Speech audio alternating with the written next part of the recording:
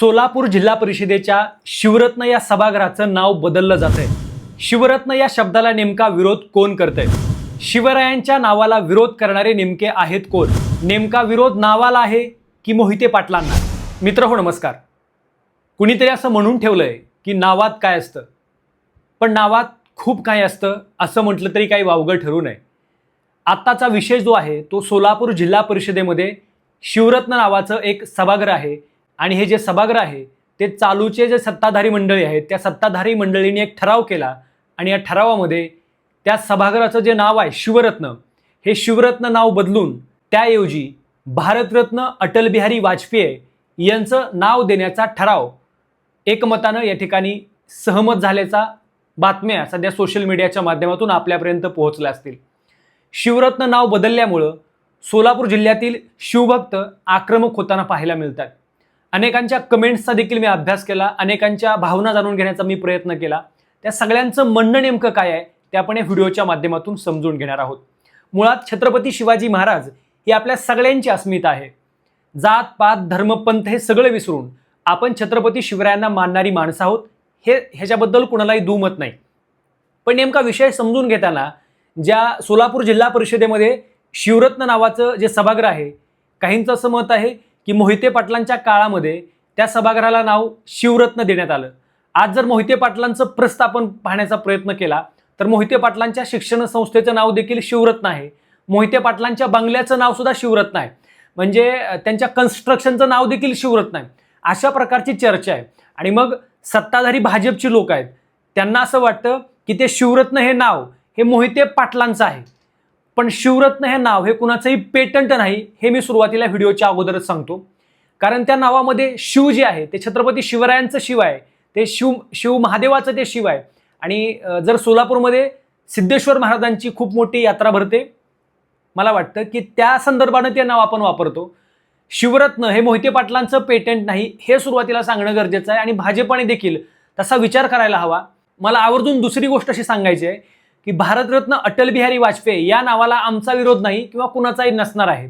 विरोध आमचा या गोष्टीला आहे की ज्या सभागृहाला तुम्ही शिवरत्न हे नाव काढून त्याच्याऐवजी अटल बिहारी वाजपेयींचं नाव देताय, बाकीच्या दुसरी एखादी वास्तू बांधून त्या वास्तूला तुम्ही अटल बिहारी वाजपेयींचं नाव द्या, अशी माझी प्रामाणिक भूमिका आहे। परंतु समजा तुम्हाला हे मोहिते पाटलांचं नाव वाटतंय ना की शिवरत्न हे नाव मोहिते पाटलांचं आहे, तर तुम्ही त्या शिवरत्न नाव काढून त्याच्याऐवजी तुम्ही छत्रपती शिवाजी महाराज सभागृह असं ठेवायला पाहिजे होतं। मग हा उद्भवणारा वाद निर्माण झाला नसता किंवा तमाम शिवभक्तांच्या भावना दुखावल्या नसत्या। आत्ता भाजपनं ज्या प्रतिक्रिया दिलेल्या आहेत त्याचा अभ्यास आपण नंतर करूच, पण मला असं वाटतं की तमाम शिवभक्तांची हीच भावना आहे की तुम्ही शिवरत्न हे नाव काढून शिवभक्तांच्या भावना दुखवलेल्या आहेत ते थांबवता आलं असतं। कधी तर तुम्ही त्या शिवरत्नच्या नावाच्या ऐवजी छत्रपती शिवाजी महाराज सभागृह अशा प्रकारचं नाव द्यायला पाहिजे होतं, जर तुम्हाला शिवरत्न या नावाला विरोध असेल तर। पण मुळात भाजपाचा शिवरत्न हा नावाला विरोध आहे की त्यांचा मोहिते पाटलांना विरोध आहे, हा मोठा प्रश्न आहे।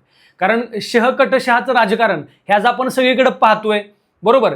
एखाद्याची सत्ता आल्यानंतर परत पुन्हा तुमची सत्ता येणार आहे, मग पुन्हा ही सगळी नावं बदलणार आहेत। म्हणजे मला वाटतं राजकारण हे आकांक्षाचं असायला हवं, राजकारण अस्मितेचं नको। आज नावं, चिन्ह, पक्ष ह्या सगळ्या गोष्टी पलीकडे जाऊन शिवराय यांना आपण सगळी मानतो। जर महाराष्ट्रातला शिवभक्त शिवरत्न या नावाला विरोध पचवणार आहे का, हा मोठा विषय आहे। कारण आज तुम्ही जिल्हा परिषदेचे सदस्य आहात, तुम्ही उद्या अमुक ठराव घ्याल। मुळात भाजपनं हा जो ठराव घेतलेला आहे त्या सगळ्या माझ्या नगरसेवकांना, सगळ्या तिथल्या जिल्हा परिषद सदस्यांना माझी विनंती आहे की तुम्ही हे शिवरत्न नाव बदलायच्या अगोदर थोडं आत्मपरीक्षण करणं गरजेचं होतं।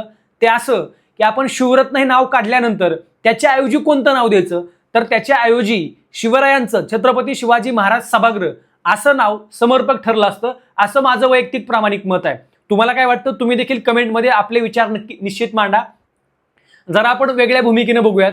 अनेकांनी अशा कमेंट्स केलेल्या आहेत की शिवरत्न ह्या नावाला विरोध करताना भाजपला लाज वाटायला पाहिजे, अशा पण बऱ्याच कमेंट आहेत। तुम्ही माझ्या बाजूला कमेंट बघा। त्याच्या पलीकडे जाऊन काही भाजपचे सुद्धा असं म्हणतात की मोहिते पाटलांच्या पाऊलखुणा पुसायचं हे काम आहे, म्हणजे मोहिते पाटलांच्या बंगल्याचं नाव शिवरत्न आहे, हे शिवरत्न पुसून टाकलं पाहिजे असं त्यांचं मत आहे। कारण लोकशाही आहे, लोकशाहीमध्ये प्रत्येकाला स्वतःचं मत मांडण्याचा अधिकार आहे।